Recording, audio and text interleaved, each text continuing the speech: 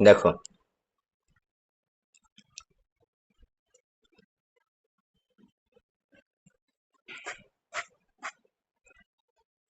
প্রথমে খেয়াল করি যে আমরা যদি একটা সরল রেখা অঙ্কন করি, দেখো একটা সরল রেখা র্যান্ডমলি অঙ্কন করলাম।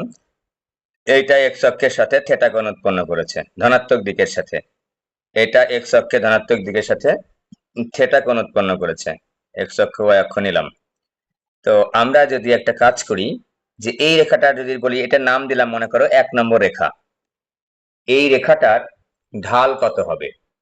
এই রেখাটার ঢাল আমাদের জানা আছে যে কোন সরল রেখা এক্স অক্ষের ধনাত্মক দিকের সাথে যে কোণ উৎপন্ন করে তার ধনাত্মক দিকের সাথে, হ্যাঁ, যে কোণ উৎপন্ন করে তার ট্যানজেন্টের মানকে ঢাল বলে। আচ্ছা, ভালো কথা। তো আমি ধরে নিলাম এই রেখার ঢাল হচ্ছে m1 ইজিক্যাল টু হচ্ছে ট্যান থেটা। Tan theta. তো এখন যদি তোমাকে বলা হয় যে এই সরলরেখার মতো করে আরো একটা রেখা অঙ্কন করো, তো একেবারে একেবারে সমান্তরাল, আমার দাগাতে হয় তবে একটু কম বেশি হতে পারে, একেবারে সমান্তরাল একটা রেখা অঙ্কন করলাম। তাহলে খেয়াল করো তো, এই রেখাটা যদি এখানে কোণ উৎপন্ন করে থেটা 2, এটার নাম থেটা 1 দাও, এটার নাম থেটা 2 দিলাম, ঠিক আছে? তো বুঝতেই পারছো যে একটা সমান্তরাল রেখা, দুইটা পরস্পর সমান্তরাল রেখা এক্স অক্ষে ধনাত্মক দিকের সাথে সমান সমান কোণ উৎপন্ন করবে। অর্থাৎ এখানে যদি আমরা বলি যে শর্তময়, তাহলে কি হবে? থেটা 1 ইজিক্যাল টু অবশ্যই থেটা 2 হবে, ঠিক আছে? তো এই যে থেটা 2 2 নম্বর সরলরেখা আমরা আঁকিয়েছি, এই 2 নম্বর সরলরেখার ঢালকে নাম যদি আমরা m2 দিই, তাহলে আমরা পাবো হচ্ছে tan থেটা 2। ওকে, তো আমরা যেহেতু বুঝতে পারছি দুটো সমান্তরাল রেখা এক্স অক্ষের সাথে যেহেতু সমান সমান কোণ সবসময় উৎপন্ন করবে, সুতরাং থেটা 1 ইজিক্যাল টু থেটা 2 কিন্তু আমরা লিখতে পারছি। তো উভয় পাশে যদি আমরা tan দিয়ে গুণ করি, tan theta 1 equal to tan theta 2 লিখতে পারছি। তো এখান থেকে আমরা কি লিখতে পারছি? m1 is equal two m2। তাহলে এইটাই হচ্ছে দুইটা সরলরেখা সমান্তরাল হওয়ার শর্ত। খুবই সিম্পল। দুইটা সরলরেখা সমান্তরাল হওয়ার শর্ত হচ্ছে ঢাল দ্বয়ের হচ্ছে ঢাল দ্বয় হচ্ছে সমান হতে হবে। ঢাল দ্বয় হচ্ছে সমান হতে হবে। এবার একটু খেয়াল করো যে ঢালটাকে আমরা যদি একটা সরল রেখার কোণ যদি কোনো পরিবর্তন না হয়, একটা সরল রেখার কোনো জায়গায় কিন্তু কোণের পরিমাণ এক্স অক্ষের ধনাত্মক দিকের সাথে পরিবর্তন হবে না, সেম সেম থাকবে। অর্থাৎ একটা সরল রেখার প্রত্যেকটা বিন্দুতে এক্স অক্ষের সাথে সমান সমান কোণ উৎপন্ন করবে, সুতরাং ঢালের পরিমাণ কিন্তু সেম সেম হবে। এই কনসেপ্ট থেকে কিন্তু আমরা অনেকগুলা সমীকরণ ডেভেলপ করেছি। আবার সমীকরণ মনে না থাকলেও কিন্তু আমরা ওইখান থেকে সূত্রটা বের করে নিয়ে কিন্তু আমরা সরলরেখার সমীকরণ বের করতে পেরেছি। ওকে, তো আমাদের একটা স্ট্যান্ডার্ড ফরম্যাট ছিল, খেয়াল করে দেখো যে স্ট্যান্ডার্ড ফরম্যাট ছিল যে ax plus by plus c equal to 0। এখানে একটা জিনিস খেয়াল করি তো, আমরা যদি এইটাকে y equal to mx plus c আকারে সাজাই, দেখো তো কি লিখতে পারি? by equal to minus x minus c। তো আমি যদি y কে একটু মুক্ত করতে চাই, সহগ মুক্ত করতে চাই, তাহলে আমার b দিয়ে উভয় পাশে ভাগ করতে হবে। তাহলে y equal to minus a ভাগ b into x minus c ভাগ b, c ভাগ b। এটাকে যদি একটু সাজিয়ে গুজিয়ে একটু লিখে এভাবে, মাইনাস a ভাগ b, এবার ব্র্যাকেট দিলাম, ইন্টু x প্লাস দিলাম এখানে প্লাস, তাহলে ব্র্যাকেটের মধ্যে হবে minus c divide by b। তো এই সরলরেখার নামকরণ করলাম, মনে করো যে কোনো একটা সরলরেখা আমরা র্যান্ডমলি একটা সরলরেখার স্ট্যান্ডার্ড সমীকরণ লিখলাম। তো আমরা দেখতে পাচ্ছি এই যে স্ট্যান্ডার্ড ফর্মটা হচ্ছে কি, যে একটা সরলরেখার সমীকরণ যখন তোমার দেওয়া থাকবে, সবগুলাকে বাম পাশে নিয়ে আসবো, সবগুলা সংখ্যা, চলক, কনস্ট্যান্ট যা কিছু আছে সবগুলা বাম পাশে নিয়ে আসবো এবং ডান পাশে 0 রাখবো। এইটাকেই আমরা সরলরেখার স্ট্যান্ডার্ড ফর্ম ধরে নিয়েছি। এবং এখানে একটা খেয়াল করার মতো বিষয় হচ্ছে, আমরা যে স্ট্যান্ডার্ড সমীকরণটা ধরে নিয়েছি সরলরেখার, সেটাই এক্স এর সঙ্গে যেটা যুক্ত আছে, যে সহগটা আমরা 2x 3x 4x এরকম বলে থাকি, তো ওই সহগটার নামকরণ করেছি আমরা সরলরেখার স্ট্যান্ডার্ড সমীকরণ হচ্ছে a। আর y এর সাথে যে সহগটার নাম আছে সেটার নামকরণ করেছি আমরা b। আর c হচ্ছে যে কোনো কনস্ট্যান্ট। তাহলে আমরা এই সরলরেখাটা পেলাম। তাই এখানে আমরা কি, দেখো তো একটা জিনিস খেয়াল করি তো, তো y is equal two mx plus c এর সঙ্গে তুলনা যদি করি, 3 নংকে যদি তুলনা করি, 3 নংকে যদি যদি y is equal two mx plus c এর সঙ্গে তুলনা করা হয়, সাথে তুলনা করা হয়, তাহলে আমরা কি পাচ্ছি যে m ইজ ইকুয়াল টু মানে ওই সরল রেখাটার ঢাল is equal to minus a divided by b। অর্থাৎ আমরা এই সরলরেখার ঢাল পেলাম হচ্ছে minus a divided by b। একটু যদি আমরা সুন্দর করে কথায় লিখি তাহলে কি লিখতে পারি দেখো তো, a মানে হচ্ছে x এর সহগ আর b মানে হচ্ছে y এর সহগ। তাহলে আমরা যে সরলরেখার ঢাল বের করতে চাই সেই সরলরেখাটা যদি স্ট্যান্ডার্ড ফর্মে থাকে, যেটা আমরা মাত্র বললাম, তাহলে আমাদের কিন্তু পরীক্ষা এটা আসে কিন্তু, তাহলে সেই সরলরেখাটাকে আমরা কি লিখবো, একটা মাইনাস আগে চিহ্ন দিব, দিয়ে এক্স এর সহগ নিব, নিচে হচ্ছে ওয়াই এর সহগ নিব, তাহলেই কিন্তু ঢালটা আমরা পেয়ে যাব। এবার আসো যে আমি যদি একটা উদাহরণ নিই, ছোট্ট একটা উদাহরণ নিই, যে উদাহরণ নিলাম একটা, যে কোনো একটা উদাহরণ নিচ্ছি, যে 2x মাইনাস 4y মাইনাস হচ্ছে 5 ইজ ইকুয়াল টু 0। রেখার ঢাল কত, আমাদের এই চ্যাপ্টারে কিন্তু রেখার ঢালগুলো আমরা সংক্ষেপে বের করব। রেখার ঢাল নির্ণয়, তো কি করব আমরা, এই রেখার ঢাল হবে হচ্ছে m, ধরো m is equal to minus চিহ্ন দিব, x এর সহগ উপরে রাখবো, x এর সহগ হচ্ছে 2, y এর সহগ কিন্তু -4, y এর সহগ -4 ইজ ইকুয়াল টু পাচ্ছি আমরা হাফ। আচ্ছা, তাহলে আমরা যে কোনো একটা সরলরেখা থেকে কিন্তু ইজিলি স্ট্যান্ডার্ড ফর্মে এনে x এর সহগ বা y এর সহগ দিয়েই কিন্তু আমরা এই সূত্র অনুসারে কিন্তু ঢাল নির্ণয় করতে পারলাম। সামনে একটা কিন্তু মাইনাস চিহ্ন থাকবে। এখন একটা জিনিস একটু খেয়াল করে দেখি তো, যে আমি যদি সরলরেখাটা আরেকবার দাগায় নিই, যে কোনো র্যান্ডমলি দুটো সরলরেখা দাগাচ্ছি, এই যে র্যান্ডমলি দুটো সরলরেখা দাগাচ্ছি, এই যে এইটা কিন্তু দেখতে কিন্তু একেবারে সমান্তরাল কিন্তু হলো না, ধরে নাও সমান্তরাল, সরলরেখার সমান্তরাল কিন্তু হয় নাই, দাগাতে একটু বাঁকা হয়ে গেছে। যাই হোক, সরলরেখার সমীকরণটা বাঁকা হয়ে গেছে। তো এখন খেয়াল করো, এই দুটা সরলরেখা আমি একটার সমীকরণে আমার জানা আছে, তো আমি যদি মনে করি এটার নাম দিলাম 1 নাম্বার দাও, আচ্ছা ওখানে মনে এটার নাম দিয়েছিলাম 1, এটার নাম হচ্ছে 2।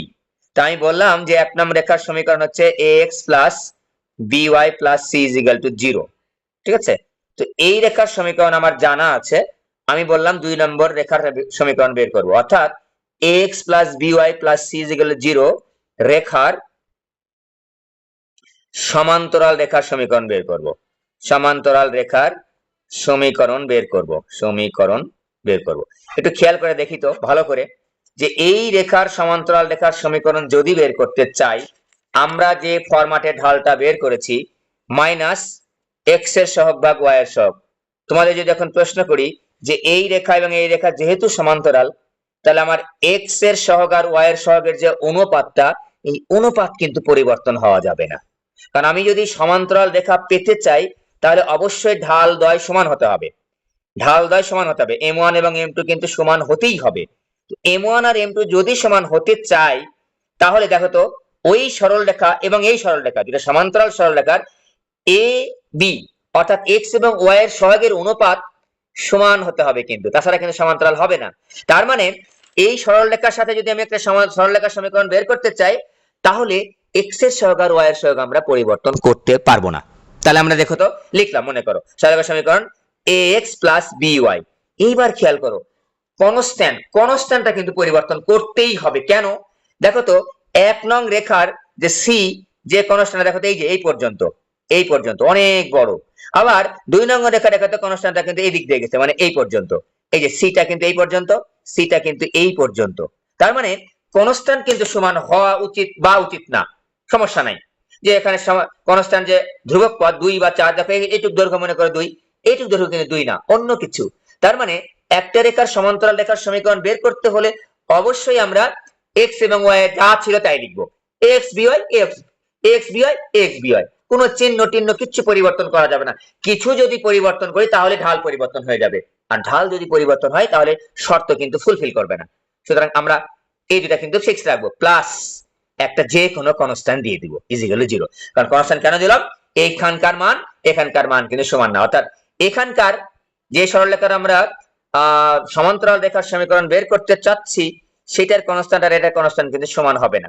এটার সাথে এটা বুঝালাম আমরা। সুতরাং আমরা ইজিলি কিন্তু একটা সরলরেখার সমান্তরাল রেখার সমীকরণটা বের করতে চাই। ওকে, বের করতে পারি কিন্তু। হ্যাঁ, তাহলে আমি যদি একটা এক্সাম্পল নিই, ছোট্ট করে একটা এক্সাম্পল নিলাম। হ্যাঁ, যে 2x minus 5y plus 4 is equal to 0 রেখার সমান্তরাল রেখার সমীকরণ বের করব। সমান্তরাল রেখার সমীকরণ খুবই সিম্পল। x এর জায়গায় যা ছিল তাই লিখবো, চিহ্ন যা ছিল তাই লিখবো, y এর জায়গায় যা ছিল তাই লিখবো, সাথে শুধুমাত্র একটা k দিব, ইজ ইকুয়াল টু 0 হয়ে গেছে। এখন খেয়াল করো যে এই রেখার মধ্যে একটা k এর মান আমার দরকার। k এর মান তো এনি কনস্ট্যান্ট, k এর মান কত? দেখো এই সমান্তরাল রেখাটা এই দিক দিয়ে গেছে, k এর মান একরকম। আরো যদি আমরা সরল রেখা অঙ্কন করি, দেখো তো আমি যদি আরো একটা সরল রেখা অঙ্কন করি সমান্তরাল, দেখো দেখাচ্ছি। মূল বিন্দু দিয়ে দিলাম এখানে, দেখো তো এখানে কিন্তু k এর মান 0 হবে, k এর মান কিন্তু 0 হবে। কারণ আমাদের জানা আছে মূল বিন্দুগামী রেখার সমীকরণ কত, y = mx, মানে কোনো c থাকবেই না। তার মানে k এর মান 0 হতে পারে, 1 2 3 4 মাইনাস যা কিছু হতে পারে। এই যা কিছু মানটা বের করার জন্য আমার কি দরকার? আমার দরকার হচ্ছে ওই যে সরল রেখার সমীকরণটা বের করতে চাচ্ছি এইটা, এই রেখার উপর একটা অবশ্যই জানা বিন্দু থাকতে হবে, জানা বিন্দু থাকতে হবে। সাধারণত জানা বিন্দু থাকলে আমাদের প্রবলেমটা সলভ হয়ে যায়। জানা বিন্দু থাকলে কি হবে, ওই জানা বিন্দু দ্বারা, এখানে মনে করো জানা বিন্দু একটা আছে, ওই জানা বিন্দু দ্বারা এই রেখার সমীকরণকে সিদ্ধ করব। সিদ্ধ করলে আমরা, সিদ্ধ করা মানে কি, স্থানাঙ্কের x এর মান বসাবো x এর জায়গায়, স্থানাঙ্কের y এর মান বসাবো y এর জায়গায়, তাহলে k এর মানটা কিন্তু আমরা পেয়ে যাব। আমরা সরলরেখার সমীকরণটা পেয়ে যাচ্ছি খুবই ইজিলি কিন্তু। তাহলে আমাদের সরলরেখার সমীকরণ আমরা বের করা শিখলাম, এবং এখানে k এর মানটা বের করার জন্য আমার কিছু একটা শর্ত লাগবে। শর্তটা বিভিন্ন রকম হতে পারে, সাধারণত একটা জানা বিন্দু হইলে আমাদের সুবিধা হয়, অন্য শর্ত আমার থাকতে পারে। তা আমরা আগে সমান্তরাল সমীকরণ লিখব, তারপর শর্ত দেখব অঙ্কের দিকে কি লেখা আছে, ওই শর্ত অনুসারে এখানে বসিয়ে দিব, আমরা k এর মান বের করব, মানটা এখানে বসিয়ে দিব, তখনই কিন্তু আমরা সরলরেখার সমীকরণটা পেয়ে যাব, সমান্তরাল রেখার সমীকরণ। কনসেপ্ট ক্লিয়ার হওয়া উচিত, ঠিক আছে? এখানে একটা কথা তোমাদের বলে রাখি কনফিউশন এড়ানোর জন্য, এখানে প্লাস কে নিয়েছি আমরা, প্লাস কে থাকা লাগবে বিষয়টা এরকম না। আমি এখানে প্লাস নিতে পারি, মাইনাস নিতে পারি, এখানে যা কিছু নিতে পারি, কোনো সমস্যা নাই, রেজাল্টের কোনো হেরফের হবে না, সেম সেম থাকবে। ওকে, তাহলে আমরা বুঝলাম। তাহলে আমরা যদি একটা এক্সাম্পল নিয়ে নিই, যে আচ্ছা এক্সাম্পল নিয়ে নিচ্ছি, এটা লাগবে আমাদের, এগুলো হচ্ছে এই এখন পুরা চ্যাপ্টার জুড়ে এটা লাগবে, পরের চ্যাপ্টার জুড়েও কিন্তু সমান্তরাল রেখা এবং লম্ব রেখার সমীকরণগুলো লাগবে। আমাদের বেসিক কনসেপ্ট যদি ক্লিয়ার থাকে, অঙ্ক আমাদের কাছে সমস্যা মনে হবে না, ঠিক আছে? 3.6 এবং 3.7 আর 5 এই তিনটা জানলে আমাদের সরলরেখা মোটামুটি কভার হয়ে যায়। ওকে, এক্সাম্পল লিখছি, 2x - 5y + 3 = 0 রেখার সমান্তরাল রেখার সমীকরণ। সমান্তরাল, তাড়াহুড়া করার দরকার নাই, আমরা বেসিক কনসেপ্ট ক্লিয়ার করেই পড়বো। সমীকরণ নির্ণয় করো যাহা 1, 2 বিন্দুগামী। একটা বিন্দু লাগবে বলেছি, বিন্দু না হলে তো আমি k এর মান বের করতে পারবো না, বিন্দু বা অন্য কিছু একটা শর্ত লাগবে, এখানে আমি বিন্দু শর্ত দিলাম, ঠিক আছে? তো আমরা কি লিখবো, আমরা আগে প্রদত্ত সমীকরণটা লিখে রাখবো, যে প্রদত্ত সমীকরণ যেটা দেওয়া থাকে সেটাকে আমরা প্রদত্ত সমীকরণ বলি, -5y + 3 = 0। নাম্বারিং করে নিব আমরা, তারপর লিখবো 1 নং রেখার সমান্তরাল রেখার সমীকরণ। সমান্তরাল রেখার সমীকরণ কি লিখবো আমরা, x এর জায়গায় x থাকবে, যা ছিল তাই থাকবে, y এর জায়গায় যা ছিল তাই থাকবে, প্লাস কে নিলেও হবে, মাইনাস কে নিলেও হবে, কিন্তু আবারও বলছি 2 নং রেখা, কে এর মান আমার দরকার, তাহলে আমরা 2 নং রেখার উপর একটা জানা বিন্দু লাগবে, জানা বিন্দু আমাদের দেওয়া আছে। 2 নং রেখাটা বলেছে, 2 নং রেখাটা হচ্ছে 1, 2 বিন্দুগামী। হ্যাঁ, বিন্দুগামী। জটিল যে প্রবলেম গুলো আছে সেগুলো সমস্যার সমাধান করতে অঙ্কের মধ্যে এই অঙ্কগুলা আমার এই জিনিসগুলো বের করে নিতে হয়। অতএব x এর জায়গায় বসবে 1, y এর জায়গায় বসবে 2, সিদ্ধ হবে। তাহলে 2 গুণ 1 মাইনাস 5 গুণ 2 প্লাস k = 0। তাহলে k এর মান পাচ্ছি আমরা 8। k এর মানটা 2 নম্বরে বসালে আমাদের সরলরেখার সমীকরণটা বা সমান্তরাল রেখার সমীকরণটা পেয়ে যাব, +8 = 0। বাসায় যদি তুমি মনে করো স্যার আমি এখানে প্লাস কে লিখবো না মাইনাস কে লিখবো, সেম রেজাল্ট আসবে, ঠিক আছে? সেম রেজাল্ট আসবে, এটা আমাদের উত্তর। সেম রেজাল্ট আসবে 10 আর 2। হ্যাঁ, তাহলে আমাদের সমান্তরাল কিন্তু কমপ্লিট হলো। এবার আসো লম্ব রেখার সমীকরণ। লম্ব রেখার সমীকরণ বের করব, লম্ব হওয়ার শর্ত বের করব।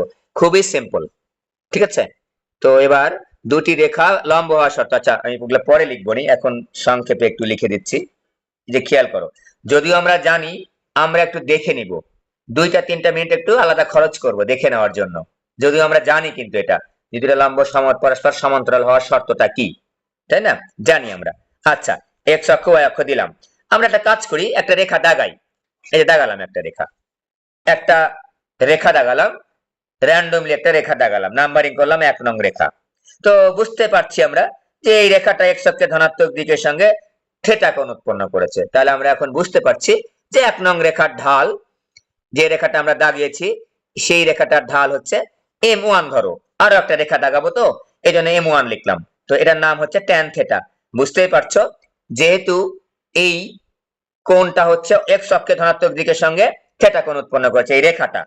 এখন আমরা একটা কাজ করি, এই রেখার লম্ব রেখার সমীকরণ বের করতে চাই। তো আমরা একটা লম্ব দাগাই, লম্ব রেখা দাগাই একটা, এই এখান থেকে দাগাই, যে কোনো জায়গায় দাগালেই হবে, যে কোনো জায়গায় দাগালেই হবে। আমরা এখানে দাগাচ্ছি, একটু এখানে দাগাচ্ছি এই কারণেই যে আমাদের কোণটা বুঝতে যেন সুবিধা হয়। লাল কালি দিয়ে দাগালাম, ঠিক আছে। এই যে লম্ব রেখা, আমি যদি একটু বড় করে দাগাই, এই পাশে যদি নিয়ে চলে আসি, আরো নিয়ে আসলাম, যেটা একটা লম্ব রেখা, ঠিক আছে। এই যে লম্ব রেখা দাগিয়েছি। তো লম্ব হোক অথবা না হোক, আমরা যেহেতু হাত দিয়ে দাগাচ্ছি, একটু কম বেশি হতে পারে, লম্ব হয়তো বা একটু দেখতে কম বেশির মতো লাগতে পারে। ধরে নেবো আমার লম্ব হয়েছে। এই যে 2 নম্বর রেখা, দেখো তো 2 নম্বর রেখাটা লম্ব কিন্তু, তাহলে 2 নম্বর রেখা এবং 1 নম্বর রেখা কিন্তু পরস্পর লম্ব। তাহলে আমরা কিন্তু বুঝতেই পারছি, আমি যদি একটু দেখাই তোমাদের, যে এইটুকা কোণ হচ্ছে 90 ডিগ্রি, এইটুকা কোণ হচ্ছে 90 ডিগ্রি। এটাতে কারো কোনো কনফিউশন নাই, কারণ মাত্র আমরা বলেছিলাম যে 2 নম্বর রেখা হচ্ছে 1 নং রেখার উপর লম্ব।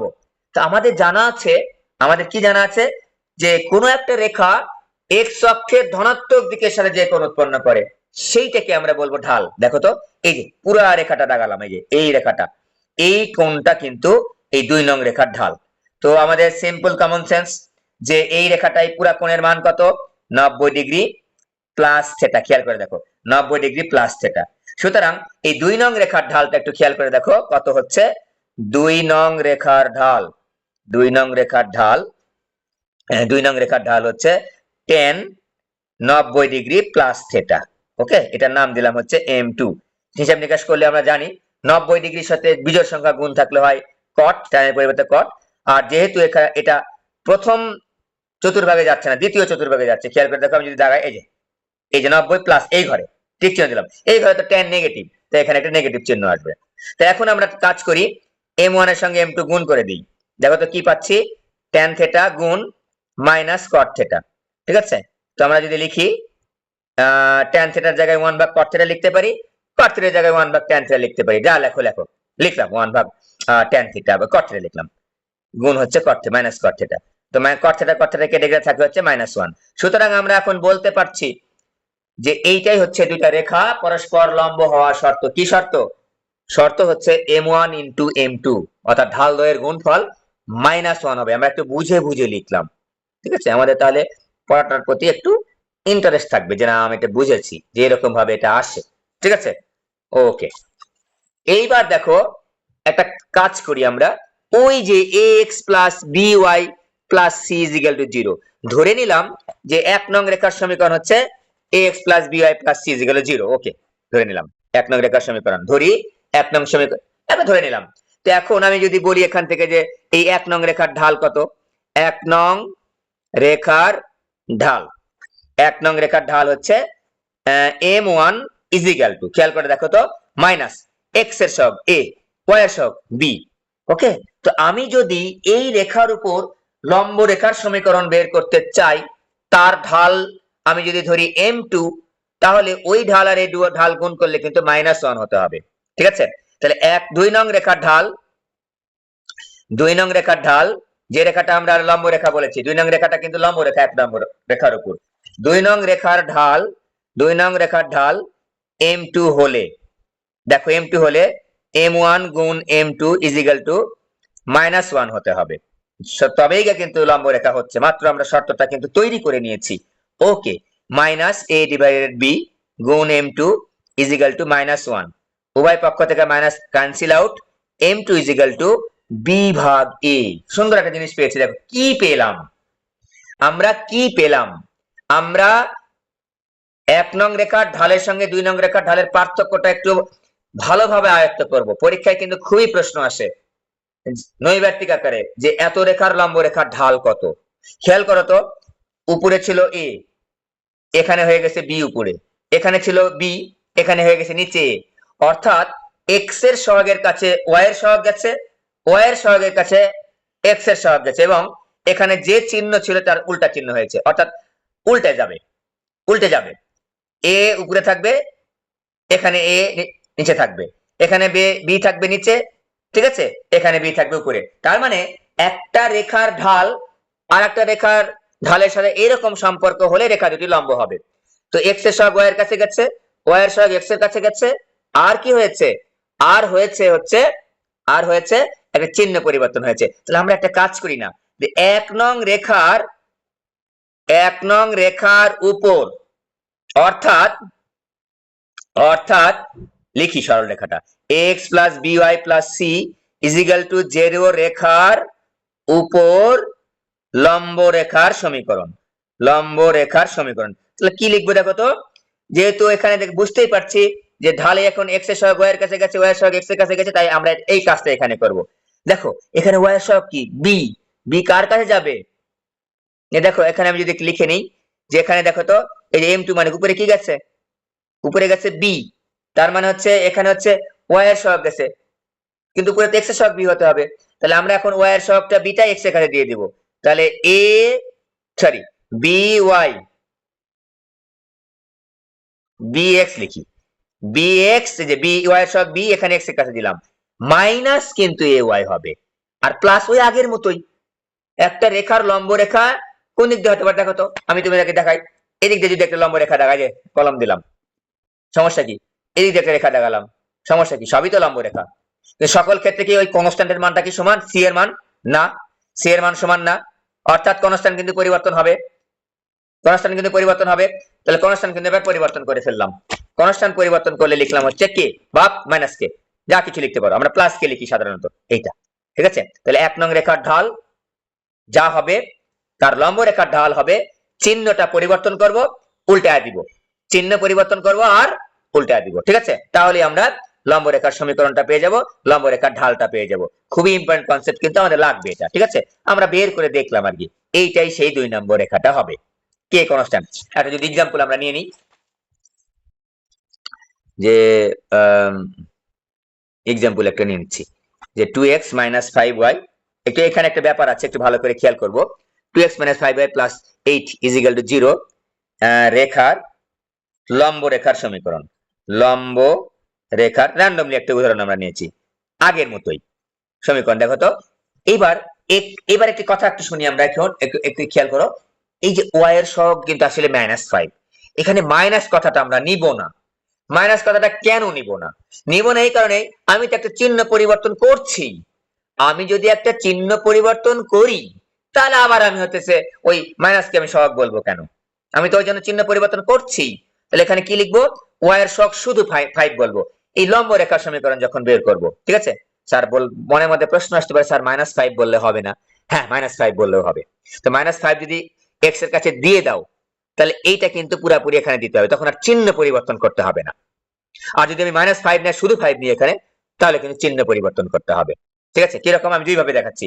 তাহলে 5x মাইনাস মাইনাসের জায়গায় প্লাস দিব, এবার 2y plus k is equal to 0 হয়ে গেল আমার এত রেখার লম্ব রেখার সমীকরণ। ওকে, যদি বললাম না স্যার আমি y এর সহগকে আমি -5ই বলবো, তাহলে এরকম লিখতে পারতাম আমরা। দেখো -5x,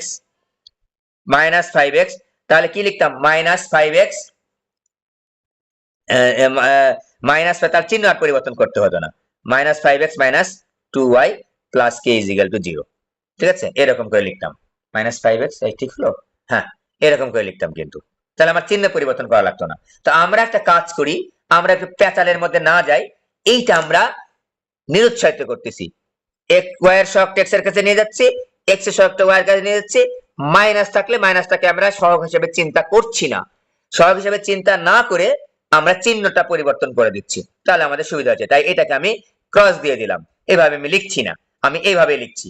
ঠিক আছে, লম্ব রেখার সমীকরণ নির্ণয় করো। নির্ণয় করলাম, নির্ণয় করো যাহা যাহা ওই আগের মতোই 1 2 বিন্দুগামী। তো 1 2 বিন্দুগামী, তো 1 2 বিন্দু নিলে সমস্যা কি? ঠিক আছে, তো আমি এখানে 1 নং রেখার সমীকরণ আমি বের করলাম, লম্ব রেখার সমীকরণ। নির্ণয় লম্ব রেখার সমীকরণ, লম্ব রেখার সমীকরণ, হ্যাঁ এটা। তো 1 নং রেখাটা কোন বিন্দুগামী? 1 নং রেখাটি আগের মতোই 1 2 বিন্দুগামী, 1 2 বিন্দুগামী। ঠিক আছে, অতএব আমরা x এর জায়গায় 1 বসাবো, y এর জায়গায় 2 বসাবো। ঠিক আছে, y এর জায়গায় 2 বসাবো। তাহলে 5 গুণ 1 প্লাস 2 গুণ 2 plus k is equal to 0। তাহলে আমি k ইজ ইকুয়াল টু পেলাম -9। তাহলে 1 হতে কি পাচ্ছি আমরা? 1 হতে পাচ্ছি 5x plus 2y minus 9 is equal to 0। এখানে তোমরা বাসায় প্লাস কে এর জায়গায় মাইনাস কেও ধরে লিখতে পারো, রেজাল্ট কিন্তু একই আসবে। এটাই আমাদের উত্তর। আমরা নৈর্ব্যক্তিক যেটা আসে সেটা একটু বলে দিচ্ছি এখনই, যে এইটাই বললাম 2x minus 5y plus 8 is equal to 0 রেখার রেখার লম্ব রেখার লম্ব রেখার ঢাল, রেখার লম্ব রেখার ঢাল। পরীক্ষায় কিন্তু খুবই আসে নৈর্ব্যক্তিক আকারে। ঢাল কত? ঠিক আছে, আমরা কি করব? আমরা দেখো এই ঢালটাকে বের করব, এই রেখার ঢালটা বের করে উল্টে দেবো। তো এই রেখার ঢালটা কত? এই রেখার ঢাল হচ্ছে মনে করে m1 ধরলাম, তো মাইনাস x এর সহগ কত? 2, y এর সহগ কত? 5, মাইনাস 5 ইজ ইকুয়াল টু কত পেলাম? 2/5। তাহলে লম্ব রেখার ঢাল কত হবে? m2 ইজ ইকুয়াল টু চিহ্ন পরিবর্তন হবে -5/2। ওকে, আমরা কিন্তু এত আর ঝামেলা করব না, আমরা ওই বাঁকা হাঁকার মধ্যে যাব না। ওই সময় বাঁচাতে গিয়ে আবার দেখো উল্টা পাল্টা হয়ে যাবে। একটু বের করে নেব, এই যে রেখাটা দাগানো আছে এই রেখাটা আগে বের করে নিব, রেখার ঢালটা বের করে নেব। এই রেখার ঢাল বের করার পরে আর কিন্তু তোমার আর লিখতে হচ্ছে না, কিন্তু তখন তুমি বুঝতে পারছো এখানে যা আসবে তাকে আমি উল্টাবো। প্রথমে এই যে 2/5 আসছে, 5/2 লিখলাম, তার আগে একটা চিহ্নের পরিবর্তন হবে, এখানে মাইনাস আছে এখানে প্লাস, এখানে প্লাস থাকলে এখানে মাইনাস। আমাদের উত্তর এটা হয়ে গেল। ওকে, তাহলে আমাদের এটা ইম্পর্টেন্ট, কিন্তু আমার 10 সেকেন্ডও লাগবে না, 10 থেকে 15 10 সেকেন্ডের মধ্যে ধরলাম 10 সেকেন্ড লাগবে। ওকে, এই एग्जांपलটা গেল। তাহলে আমাদের লম্ব রেখার সমীকরণ বের করলাম, লম্ব রেখার শর্ত বের করলাম।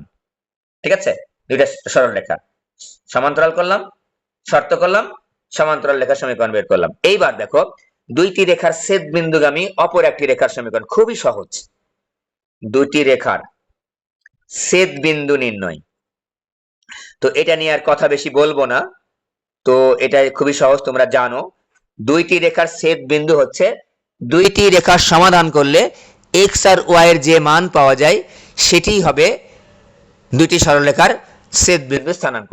এই সরলরেখার দুইটার সমাধান আমরা অপনয়ন পদ্ধতি, প্রতিস্থাপন পদ্ধতি, তারপর বজ্রগুণন পদ্ধতি, যে কোনো পদ্ধতিতে করতে পারি, অথবা অনেক বড় বড় অঙ্কের ক্ষেত্রে ক্যালকুলেটরে চেপেও করতে পারো, যখন তুমি একেবারে পরীক্ষার শেষের দিকে চলে গেছো। যদি তোমার মনে হয় যে আমার ক্যালকুলেটর চাপলে তাড়াতাড়ি হবে, তাহলে আমি ওই ক্যালকুলেটর চেপে করে ফেলবো বড় অঙ্কের ক্ষেত্রে। ঠিক আছে, আর ছেদ বিন্দু পরীক্ষায় সাধারণত আসে না, ও বড় অঙ্কের ক্ষেত্রে ছেদ বিন্দুটা বের করে নিতে হয়। দুটা রেখার ছেদ বিন্দু, তাহলে কি বললাম?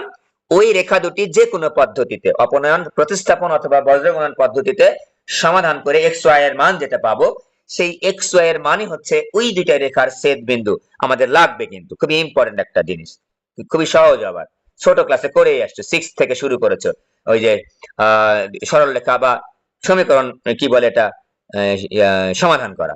এবার আমরা বজ্রগুণনটা একটু দেখাচ্ছি। প্রশ্ন হচ্ছে বজ্রগুণন কখন স্যার ব্যবহার করা সুবিধাজনক হবে? যখন দুইটা সরলরেখার সমীকরণে বিভিন্ন প্রতীক থাকবে, a b c d e f g p q r, এই ধরনের প্রতীক যুক্ত থাকবে x এর সহগ হিসাবে, যেমন px qy এরকম আছে, তখন আমরা অবশ্যই বজ্রগুণন সূত্র ব্যবহার করব। না হলে আমরা ওই প্রতিস্থাপন বা অপনয়নের ক্ষেত্রে কিন্তু একটু জটিলতার সম্মুখীন হব। ওকে, আবার কিছু কিছু সমীকরণ দেখবা সংখ্যায় আছে একটু বিৎখুটা টাইপের, কেচাল্লা সমীকরণ, যেমন দেখা আছে 45x minus 88y plus 223 is equal to 0। এই ধরনের সমীকরণের ক্ষেত্রে আমরা বজ্রগুণন সূত্র ব্যবহার করব। আমরা সূত্র ধরে নিচ্ছি a1x plus b1y plus c1 is equal to 0, 1 নম্বর সমীকরণ। 2 নম্বর দেখো a2 লিখলাম, হ্যাঁ, এই এক্স এর সহগ যেহেতু ভিন্ন ভিন্ন হবে দুইটা সরলরেখা, তাই আমরা একটা নাম দিলাম a1, একটা নাম দিলাম a2, একটা নাম দিলাম b1 y এর সহগ, একটা নাম দিলাম হচ্ছে b2। এর এখানে কনস্ট্যান্ট যেহেতু 0 দিলাম, c2 দিলাম 2। তো বজ্রগুণনের সূত্র সবাই জানো, একটু আরেকবার একটু ছোট্ট করে দেখে নিই। বজ্রগুণনের সূত্র অনুসারে x y 1। খেয়াল করো, যখন আমি x এর নিচে লিখবো, x এর সহগ তো নিব না, y এর সহগ তো নিব না, এই এখানে x আর y নিব না, আমি সহগগুলা শুধুমাত্র নিব, মানে সংখ্যাগুলা নিব। একটু খেয়াল করো, x এর নিচে লিখবো, x এর কলামের যা কিছু সবকিছু বাদ দিয়ে দিলাম। এই যে b1 c2, এই যে এইভাবে আসবো, প্রথমে এইভাবে কিন্তু নামবো, x এর নিচে প্রথমে এইভাবে নামবো, এক নম্বরের ক্ষেত্রে নামবো আগে b1 c2 minus b2 c1। ওকে, মাইনাস b2 c1। তোমরা একটু বেসিক ক্লাসটা সুন্দরভাবে করে তারপর অঙ্ক করবা, কারণ ওই তোমার চ্যাপ্টারের অঙ্ক কিন্তু হুবহু তোমাদের পরীক্ষায় আসবে না। এই জন্যই কিন্তু আমি বেসিক ক্লাসটা নিচ্ছি। চ্যাপ্টারের অঙ্ক কিন্তু হুবহু আসবে না, বেসিকটা তোমার স্ট্রং থাকলে যেভাবে আসুক তুমি কিন্তু সুন্দরভাবে কিন্তু মজা করে অঙ্কগুলা করতে পারবা। ওয়াই ভাগ, ওয়াই এর কলামের সবকিছু বাদ। এইবার এখানে কিন্তু উঠেছিল, নামিয়েছিল এভাবে, এবার উঠবে আগে। লিখো, এই যে a2c1 মাইনাস a1 c2, আগে কিন্তু উঠবে। আমি যদি আগে এই যে আগে কিন্তু উঠবে, এবার তারপর বিয়োগ দিয়ে কিন্তু আমি সূত্রের বিয়োগ কিন্তু বিয়োগ দিয়ে লিখবো, অথবা এইরকম ভাবে যদি গুণ করতে চাইতা নিচে একটা মাইনাস দিতে হতো। সবগুলা যদি একইভাবে গুণ করতে চাও এখানে একটা মাইনাস চিহ্ন দিয়ে নিতে হতো, তাহলে একই জিনিসই আসতো। তোমার যেমন মন চায় তেমনই করো, বাসায় একবার প্র্যাকটিস করে নিও। এবার যখন আমি কনস্ট্যান্ট নিব, কনস্ট্যান্ট পদগুলা বাদ, আগের মতো প্রথমবারের মতো আমি আগে এভাবে নামবো, a1 b2 minus a2 b1। তাহলে আমরা যে কোনো দুইটা সরল রেখা পাইলে তার ছেদ বিন্দু বের করার জন্য আমরা বজ্রগুণন সূত্র ব্যবহার করতে পারি, অপনয়ন বা প্রতিস্থাপন সূত্রটা কিন্তু ব্যবহার করতেই পারি। ঠিক আছে, তো এখন খেয়াল করো যে কেটে গেলে একটা লিঙ্ক দেবো, এই আরো কিছু ইয়া পড়াবো এখন। হ্যাঁ, কেটে গেলে আমি লিঙ্ক দিব, তোমরা একটু জয়েন করো। জুবাইদ আছো নাকি? হ্যাঁ জুবাইদ, লিঙ্ক দিলে দিয়ে দিও। হ্যাঁ, তুমি দিলে আমি আর দিব না তাহলে। ওকে, একটু খেয়াল করো, এখানে বেসিক কনসেপ্ট ক্লিয়ার হলে আমরা সবকিছু পারবো আশা রাখছি। একটু দেখো, এই যে একটা রেখা, এই যে একটা রেখা, এই যে দুটো রেখা ছেদ বিন্দু, এই যে কোনো একটা রেখার মূল আকার, এটা 1 নম্বর রেখা, মনে করো 2 নম্বর রেখা, এইটা হচ্ছে ছেদ বিন্দু। এক্স আর ওয়াই সমাধান করলে যেটা পাচ্ছি এক্স আর ওয়াই, সেটা হচ্ছে ছেদ বিন্দু। ওকে, আচ্ছা, এইবার আমরা আর একটা সমীকরণ একটা শিখে ফেলি। এই দুটা সমীকরণ আমাদের দেওয়া আছে, এই দুটা রেখার সমীকরণ দেওয়া আছে, এই বিন্দুগামী, এই ছেদ বিন্দুগামী অন্য রেখার সমীকরণ আমরা বের করবো। একটু খেয়াল করো, দুইটা রেখা যখন পরীক্ষা নৈর্ব্যক্তিক আসে, কিন্তু দুইটা রেখা কয় বিন্দুতে ছেদ করে? একটা বিন্দুতে ছেদ করে। এই যে 1 এবং 2 নম্বর রেখা, দুইটা বিন্দুতে ছেদ করার কোনো প্রশ্নই উঠে না, দুইটা রেখা একটা বিন্দুতে ছেদ করে। ঠিক আছে, এই ছেদ বিন্দু স্থানাঙ্ক হচ্ছে দুইটা রেখা সমাধান করলে যেটা পাওয়া যায় সেটা। এবার আমরা শিখছি দুইটা রেখার ছেদ বিন্দুগামী অন্য রেখার সমীকরণ। খুবই ইম্পর্টেন্ট, এইটা কিন্তু অনেক জায়গায় লাগবে, আমার বৃত্তেও লাগবে, স্পর্শকে অন্য বিভিন্ন জায়গায় লাগবে। কিন্তু দুইটি রেখার ছেদ বিন্দুগামী যে কোনো রেখার সমীকরণ, যে কোনো রেখা কেন বললাম আমি দেখাচ্ছি, যে কোনো রেখার সমীকরণ। দেখো দুইটা রেখা আমি র্যান্ডমলি দুইটা রেখা দাগালাম। ঠিক আছে, এই যে ছেদ বিন্দু, এটা কিন্তু এই ছেদ বিন্দু, এটা 1 নম্বর রেখা, এটা 1 নম্বর রেখা, 2 নম্বর রেখা। দেখো খেয়াল করে, এই দুইটা রেখার ছেদ বিন্দুকে আমি অসংখ্য রেখা দাগাতে পারবো। তোমাদের দেখাই, এই যে দেখালাম, এই যে দেখালাম, এই যে দেখালাম, দেখো তো এরকম অসংখ্য রেখা দাগাতে পারবো। আমি কয়েকটা দাগালাম, দেখো এই যে ছেদ বিন্দুগামী যে রেখাটা আমি বলেছি, এই ছেদ বিন্দুগামী অসংখ্য রেখা দাগাতে পারবো। নাম্বারিং করি, 3 নাম্বার, 4 নাম্বার, 5 নাম্বার, 6 নাম্বার, অনেকগুলো রেখা কিন্তু আমরা দাগাতে পারি। ঠিক আছে, সুতরাং অনেক, তাহলে আমাদের প্রশ্ন আসে নৈর্ব্যক্তিক আকারে।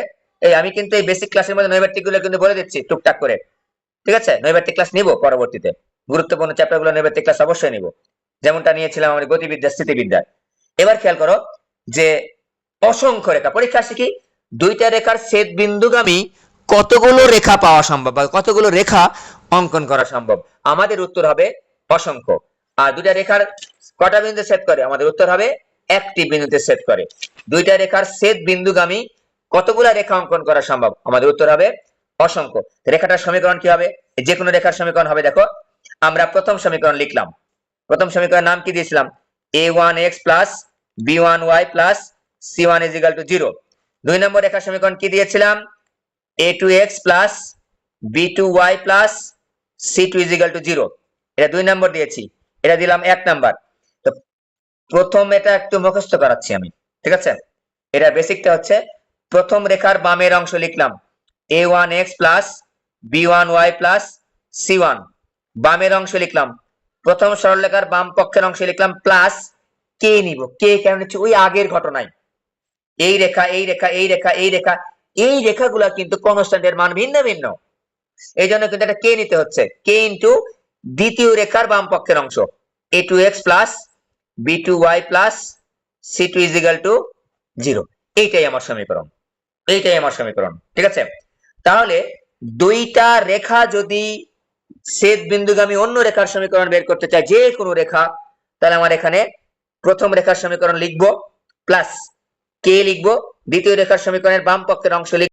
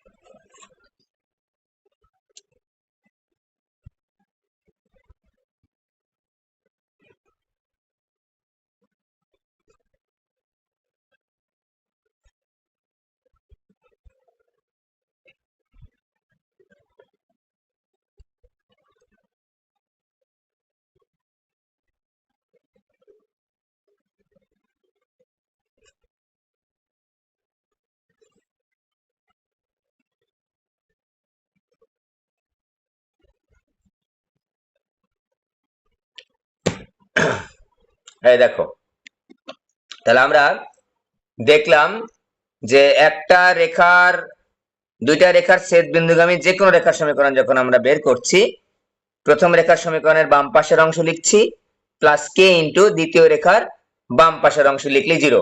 এখন প্রশ্ন, স্যার এখানে প্রথম রেখা কোনটা ধরবো, দ্বিতীয় রেখা কোনটা ধরবো? এটা কোনো সমস্যা না, আমি যদি এখানে এটা লিখতাম, দেখো তো দ্বিতীয় রেখার সমীকরণটা আগে লিখতাম এরকম, a2x plus b2y plus c2 bracket দিলাম plus k into a1x plus b1y plus c1 is equal 0। কোনো সমস্যা নাই, কোনো সমস্যা নাই, যে কোনোটাই হবে। এটা টিক চিহ্ন দিলাম, এটাও টিক চিহ্ন দিলাম, কোনো সমস্যা নাই। অর্থাৎ যে কোনো একটা সমীকরণের রেখার সমীকরণের বাম পক্ষের অংশ লিখবো প্লাস কে নিব, অন্য রেখার সমীকরণের বাম পাশের অংশ লিখবো ইন্টু দিয়ে লিখে ইজিক্যাল 0 দিব, তাহলে কিন্তু আমাদের হয়ে যাবে। আমরা দুইটাই কিন্তু লিখতে পারবো, ঠিক আছে? ওকে, তাহলে এখন আমরা একটা এক্সাম্পল নিচ্ছি যে দুটি রেখার সমীকরণ দেওয়া আছে, মনে করো 2x minus 5y plus 8 is equal to 0 এবং 3x minus 8y plus 11 is equal to 0। রেখাদ্বয়ের ছেদ বিন্দুগামী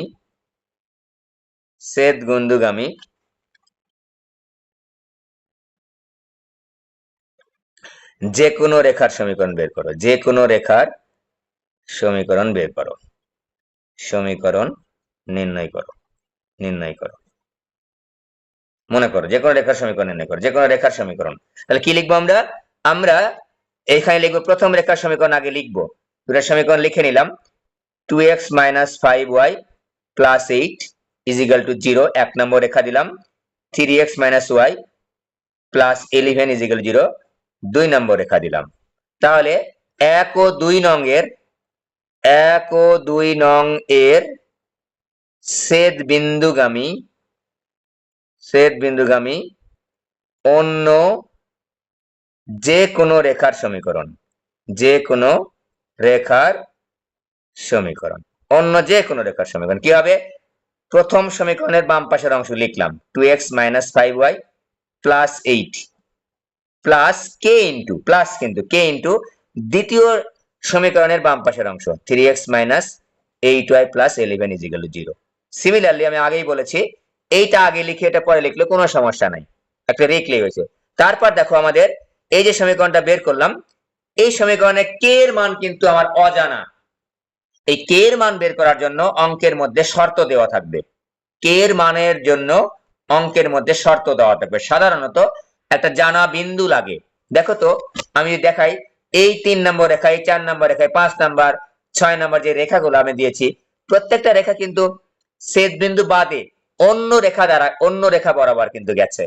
তো ওই বিন্দুটা আমার লাগবে, ওই বিন্দু দিলেই কিন্তু আমরা রেখার সমীকরণটা বের করতে পারবো। ওকে, তো এখন খেয়াল করো, তো অঙ্কে যখন আমাদের আসবে তখন শর্ত দেওয়া থাকবে এই কে এর মান বের করার জন্য, সেই শর্ত অনুসারে কিন্তু আমরা অঙ্কটা করে ফেলবো কে এর মানটা বের করে, ঠিক আছে? তো আমরা দুইটা রেখার ছেদ বিন্দুগামী যে কোনো রেখার সমীকরণটা শিখলাম। এবার আসো লাস্ট টপিক হচ্ছে, এই চ্যাপ্টারটা খুবই সহজ এবং মজার একটা চ্যাপ্টার, একটা অঙ্ক তোমাদের আটকাবে না আশা রাখি। খুবই সহজ চ্যাপ্টার, যেগুলো আমাদের ইম্পর্টেন্ট প্রবলেম, যেগুলো সলভ করবো বা পরীক্ষায় আসবে বা আসে সাধারণত বিভিন্ন অ্যাডমিশন টেস্টে, এগুলো কঠিন লাগবে না, এগুলো একেবারেই কঠিন লাগবে না, সহজ লাগবে, ঠিক আছে? খেয়াল করো যে আমরা এখন লাস্ট টপিকে আসলাম, এই চ্যাপ্টারের লাস্ট টপিক। দেখো আমরা কিন্তু এই চ্যাপ্টারের সূত্রগুলো কিন্তু একেবারে কম, দুইটা তিনটা সূত্র। এবার দুটি রেখার অন্তর্ভুক্ত কোণ নির্ণয়, দুটি রেখার, ভালো করে বুঝবো, এটাই সবচেয়ে ইম্পর্টেন্ট। এই চ্যাপ্টারের সবচাইতে ইম্পর্টেন্ট টপিক হচ্ছে এইটা, দুইটি রেখার অন্তর্ভুক্ত কোণ নির্ণয়, অন্তর্ভুক্ত কোণ নির্ণয়, ঠিক আছে? আমরা একটু দেখে নিচ্ছি। তো দুটো রেখার অন্তর্ভুক্ত কোণ যদি একটা দাগ আয়, দেখো তো প্রথমে একটু দাগ আয় নিলাম, দাগালাম একটু র্যান্ডমলি দাগালাম, এই যে দুইটা রেখা, এটা 1 নম্বর রেখা, আমরা এখানে দাগালাম হচ্ছে 2 নম্বর রেখা। তো দেখো তো এই দুইটা রেখার অন্তর্ভুক্ত কোণ কিন্তু দুইটা হতে পারে, একটা স্থূলকোণ হতে পারে, একটা সূক্ষ্মকোণ হতে পারে। স্থূলকোণটা আমি হচ্ছে লাল কালিতে দাগালাম, এটার মান দেখো বুঝতেই পারছি দেখে যে থেটা, এই থেটাটার মান আমি যদি থেটা 1 লিখি, ইজ গ্রেটার দেন 90 ডিগ্রি, অর্থাৎ স্থূলকোণ, অর্থাৎ স্থূলকোণ, স্থূলকোণ দেখলে বোঝা যাচ্ছে, হ্যাঁ? আর এই কোণটা দেখো তো খেয়াল করে, এই পাশের কোণটা আমি যদি দেখাই, এই পাশের কোণটা দেখো সূক্ষ্মকোণ, এই পাশের কোণটা দেখো তো কালো কালিতে দেখালাম আমি, এই কোণটার নাম দেওয়া হচ্ছে থেটা 2। এটা দেখো less than 90 degree, greater than চিহ্ন দিয়ে ফেলেছিলাম, লেস দেন 90 ডিগ্রি। তার মানে আমরা এখন বুঝতে পারছি দুইটা সরলরেখার মধ্যবর্তী যদি কোণ বের করতে চাই আমরা, তাহলে একটা দুই ধরনের কোণ আসতে পারে, সূক্ষ্ম কোণ আসতে পারে, স্থূল কোণ আসতে পারে। ঠিক আছে, সূক্ষ্ম কোণ এবং স্থূল কোণ আসতে পারে। যখন আমাদের জানা আছে দেখো তো, দাগায় যদি তোমাদেরকে দেখাই এই কোণটা, এই রেখাটা দেখো তো, এইটা হচ্ছে থিটার মান হচ্ছে লেস দেন 90 ডিগ্রি। তখন কিন্তু এই রেখার ঢালটা ঢালটা পাই হচ্ছে পজিটিভ, ঢাল মানে ট্যান থেটা। তাহলে এই রেখার ক্ষেত্রে আমরা কমেন্ট করতে পারি যে ট্যান থেটা গ্রেটার দেন 0। কারণ তুমি যদি ক্যালকুলেটর টিপো একটু, থেটার মান যদি 30 ডিগ্রি হয় 1/√3, থেটার মান যদি 60 ডিগ্রি হয় tan 60 ডিগ্রি মান √3, সবই কিন্তু পজিটিভ। 90 এর আগ পর্যন্ত কোনো রেখা যদি এক্স অক্ষের ধনাত্মক দিকের সাথে 90 এর চাইতে কম কোণ উৎপন্ন করে, তাহলে সেই রেখার ঢাল হবে হচ্ছে পজিটিভ। ওকে, এবার খেয়াল করতে আমি আরেকটা রেখা দাগাই তো, এদিকে একটা রেখা দাগালাম, নাম দিলাম হচ্ছে এইটা রেখা। এই রেখার ঢালটা একটু খেয়াল করো তো, এই রেখা দেখো তো, দেখলেই বুঝতে পারছি এই রেখাটা এক্স অক্ষের সাথে ধনাত্মক দিকের সাথে কিন্তু হতে হবে, theta is greater than 90 degree. তাহলে এই রেখার ঢাল তুমি একটু ক্যালকুলেটর যদি টিপে দেখো যে থেটার মান যদি 90 এর চাইতে বেশি বসাও, দেখো ট্যান থেটা আমি বসালাম হচ্ছে ট্যান 100 ডিগ্রি, র্যান্ডমলি একটা ডিগ্রি বসালাম, যাটার মান হচ্ছে থেটার মান আমি 90 এর চাইতে বেশি দিলাম, এটা নেগেটিভ আসছে। তাহলে নেগেটিভ যদি মান আসে, তাহলে আমরা পাবো হচ্ছে নেগেটিভ, যদি পাবো ঢালের মান যদি নেগেটিভ হয়, তাহলে আমরা পাবো হচ্ছে স্থূল কোণ। তাহলে আমরা একটু বুঝলাম যে M equal to plus V হলে, এম বলতে ট্যান থেটা, ঢাল ইজিক্যাল টু এত হলে কোণ হবে সূক্ষ্ম কোণ। আর আরেকটা জিনিস আমরা লিখতে পারছি, M equal to minus V হলে, তাহলে আমরা পাবো হচ্ছে স্থূল কোণ। দুই ধরনের কোণ আমরা পাবো। ঠিক আছে, দুই ধরনের কোণ আমরা পাবো। তোমাদের পরীক্ষায় প্রশ্ন আসে, খুবই ইম্পর্টেন্ট প্রশ্ন, যে দুইটা সরলরেখার অন্তর্ভুক্ত কোণ সূক্ষ্ম কোণ বের করো, অন্তর্ভুক্ত স্থূল কোণ বের করো, অথবা কখনো কখনো বলে অন্তর্ভুক্ত কোণ বের করো। অন্তর্ভুক্ত কোণ যদি বের করতে বলে, তাহলে আমরা দুইটাই বের করে দেখাবো। আর অন্তর্ভুক্ত সূক্ষ্ম কোণ বের করতে বললে আমরা সূক্ষ্ম কোণ বের করব, স্থূল কোণ বের করতে বললে আমরা স্থূল কোণ বের করব। ঠিক আছে, ওকে, তো আমরা একটু বের করে দেখাচ্ছি ছোট্ট করে।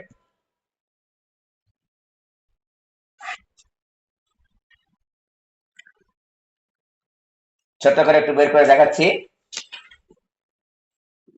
একটা রেখা নিলাম এরকম, এই যে একটা রেখা নিলাম, ঠিক আছে, একটা রেখা নিলাম, এই যে আর একটা রেখা নিলাম,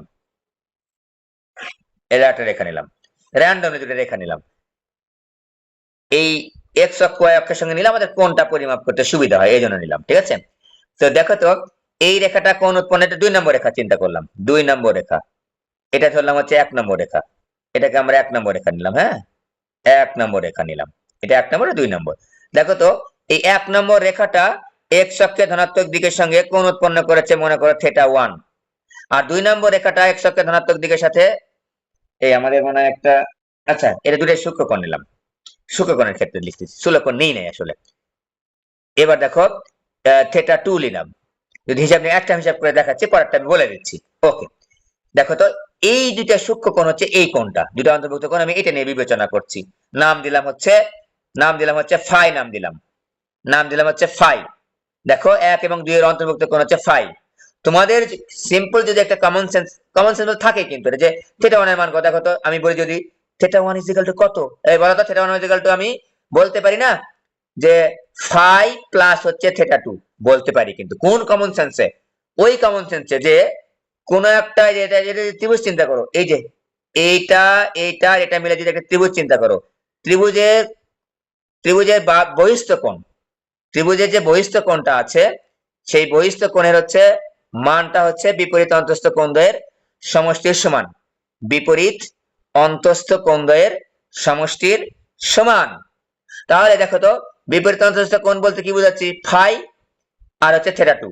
তাহলে এখান থেকে কিন্তু আমরা লিখতে পারি, আমাদের দরকার কি, আমাদের এই অঙ্ক করার সময় সবসময় চিন্তা করবা আমার দরকার কি, আসলে আমার দরকার কি, আমি কি স্টাডি করতে চাচ্ছি, কি বের করতে চাচ্ছি, এই প্রশ্নগুলো মনের মধ্যে আসতে হবে। আমরা বের করতে চাচ্ছি দুইটা রেখার অন্তর্ভুক্ত কোণ ফাই বের করতে চাই, ভাইটা বাম পাশে নাও।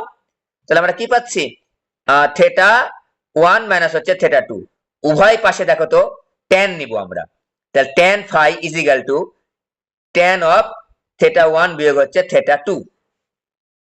তো tan phi is equal to, আমাদের সূত্র জানা আছে, tan a minus b, tan θ1 minus tan θ2, tan a minus tan b divided by 1 plus tan a tan b, 1 plus tan a tan b, সূত্র সবাই আমরা জানি। এইবার খেয়াল করো তো, 1 নং রেখার ঢালের নাম কি? 1 নং রেখার ঢালের নাম দিলাম m1, m1 is equal to tan θ1, দেখো 1 নং রেখার ঢাল। 2 নম্বর রেখার ঢালের নাম দিলাম হচ্ছে tan θ2 m2, এই মানটা একটু এখানে বসিয়ে দিব, দেখো tan phi is equal to m1 minus m2 divided by 1 plus m1 m2। একটু খেয়াল করো তো, আমাদের কি সবসময় এই এটা বড় বড় এক সূক্ষ্মকোণ হবে নাকি? না, স্থূলকোণ হবে। স্থূলকোণ হলে তখন আমাদের কিন্তু এই জিনিসটা কিন্তু থাকবে, এখানে একটা মাইনাস চলে আসবে, m2 টা বড় হয়ে যাবে। 2 নম্বর রেখার ঢাল, মনে করো একটা রেখা, যে কোনো একটা রেখা, ঠিক আছে, যে কোনো একটা রেখা। দেখো আমি 1 নং রেখাটা কনস্ট্যান্ট ধরলাম, যে 1 নং রেখা পরিবর্তন করব না। 2 নং রেখা মনে করে এভাবে দাগাবো, তবুও তোমার স্থূলকোণ পাবো আমরা। তবুও স্থূলকোণ, যে এই কোণটা চিন্তা করব, এই কোণটা যদি আমি চিন্তা করি, তাহলে দেখো m2 বড় হবে, m1 ছোট হবে, তাহলে সেক্ষেত্রে ঢালটা কিন্তু নেগেটিভ হবে। সেক্ষেত্রে ঢালটা নেগেটিভ হবে, তখন আমি কি লিখবো, যে tan phi is equal to minus m1 minus m2 divide by হচ্ছে 1 plus m1 m2। বুঝতে পেরেছো? যখন θ2 টা বড় হবে, θ1 এর জায়গায় θ2 টা বড় যদি হয়, এখানে θ1 টা বড় ধরে নিয়েছি আমরা, ওকে, তখন কিন্তু একটা মাইনাস আসবে। কারণটা বুঝতেই পারছো, এইটা যদি আমি পজিটিভ নিই, এই কোণটা নিলে গেলে আমি নেগেটিভ পেয়ে যাব। নেগেটিভ না পাইলে তো আমরা স্থূলকোণ পাবো না, মাত্র শিখে আসলাম। তাহলে এটা একটা নেগেটিভ পাবো, এখানে পজিটিভ পাবো, পজিটিভ দিলাম। দুইটাকে যদি আমরা একত্রে লিখি, তাহলে আমরা সূত্র পাবো হচ্ছে প্লাস মাইনাস, প্লাস মাইনাস পাবো। যদি আমি এখানে লিখি যে tan theta is equal to plus minus m1 minus m2 1 plus m1 m2, এখানে আমরা লিখে নিলাম, এখানে লিখলাম, ওই পেজে আর গেলাম না। দুইটি রেখার অন্তর্ভুক্ত কোণের নাম থেটা দিলাম, ফাই দিতে পারো, থেটা দিতে পারো, সাই দিতে পারো, যা কিছু দিতে পারো, ঠিক আছে, যা কিছু। প্রশ্ন আসতে পারে, স্যার m1 মাইনাস m2 দিতে হবে নাকি? m2 বিয়োগ m1 দিলে হবে না? হ্যাঁ হবে, অবশ্যই হবে। একটা থেকে একটা বিয়োগ দিলে, কারণ এখানে তোমার প্লাস মাইনাস চিহ্ন আসছে রে বাবা, এখানে প্লাস মাইনাস চিহ্ন আছে, এখানে আমার m1 মাইনাস m2 দাও আর m2 মাইনাস m1 দাও, কোনো সমস্যা নেই, রেজাল্টের কোনো হেরফের হবে না, ঠিক আছে, সেম রেজাল্ট আসবে। এইবার একটা জিনিস একটু খেয়াল করবো আমরা, এবার একটা জিনিস একটু খেয়াল করবো, যেটা অলরেডি বলেছি, যে m পজিটিভ হলে সূক্ষ্মকোণ, m নেগেটিভ হলে স্থূলকোণ। মনে রাখি একটু ভালো করে, এখানকার পজিটিভ কিন্তু না, এখানকার পজিটিভ ধরে টোটালটা হিসাব নিকাশ করে তো পজিটিভ নাও আসতে পারে। আবার এখানে নেগেটিভ নিলাম, হিসাব নিকাশ করলাম, নেগেটিভ নাও আসতে পারে, নাও আসতে পারে, আসতেও পারে। তাই আমরা টোটাল হিসাব করব। টোটাল হিসাব করে যদি, টোটাল হিসাব করে যদি আমি এখানেই লিখে দিই, এখানেই লিখে দিচ্ছি, tan থেটার হিসাব করলাম টোটালটা, tan theta is equal two, যদি প্লাস হয়, এই প্লাস কিন্তু না, টোটাল হিসাব নিকাশের পর tan থেটার মান পজিটিভ ধরলে আমরা পাবো হচ্ছে সূক্ষ্মকোণ। সূক্ষ্মকোণ বলে আমি আগেই কিন্তু এই পজিটিভ ধরে কিন্তু এখানে পজিটিভ নাও আসতে পারে, কিন্তু tan থেটার মান পজিটিভ হলে, tan থেটার মান পজিটিভ হলে আমরা সূক্ষ্মকোণ। আর tan থেটা সমান হচ্ছে যদি নেগেটিভ হয়, তখন আমরা বলবো স্থূলকোণ। ওকে, তাহলে আমরা পাবো হচ্ছে স্থূলকোণ। তো বুঝতেই পারছো যে tan থেটার মান পজিটিভ, tan থেটা টোটালটার মান যখন পজিটিভ হবে তখন সূক্ষ্মকোণ, tan থেটা টোটালটার মান যখন নেগেটিভ হবে তখন পাবো আমরা স্থূলকোণ। আরো একটা কথা বলে রাখি, ঢালের মান কখনোই 180 ডিগ্রির বেশি হয় না, ঢালের মান কখনোই 180 ডিগ্রির বেশি হয় না, ঠিক আছে। সূক্ষ্মকোণ আর স্থূলকোণ, স্থূলকোণ মানে কি বলা দেখি, 90 ডিগ্রি অপেক্ষা বড় কিন্তু 180 ডিগ্রি অপেক্ষা ছোট, সেটাকে বলি আমরা স্থূলকোণ। আর 90 ডিগ্রি থেকে কমকে বলি আমরা সূক্ষ্মকোণ। সুতরাং ঢালের মান কিন্তু কখনোই 180 ডিগ্রির উপর হবে না। তাহলে কি বের করবো, কিভাবে বের করবো একটু দেখাচ্ছি আমি। একটা উদাহরণ আমি নিচ্ছি, ছোট্ট করে একটা উদাহরণ নিচ্ছি। এই উদাহরণ জানলে আমাদের এই চ্যাপ্টারের টোটাল কিন্তু আমাদের স্টাডি করা কমপ্লিট। সূত্রগুলা, অঙ্কগুলো আশা রাখি আটকাবে না, একেবারে সহজ অঙ্ক। এই সূত্রটা, এই কটা যদি ভালো করে আমরা বুঝি, আশা রাখি আটকানোর কথা না। ওকে, তো আমরা একটা উদাহরণ নিচ্ছি, একটা উদাহরণ নিচ্ছি এইটার জন্য। প্রত্যেকেরই কিন্তু আমরা একটা করে উদাহরণ দিলাম। ওকে, তো আমি একটা উদাহরণ নিচ্ছি। X minus 2y plus 1 is equal to 0।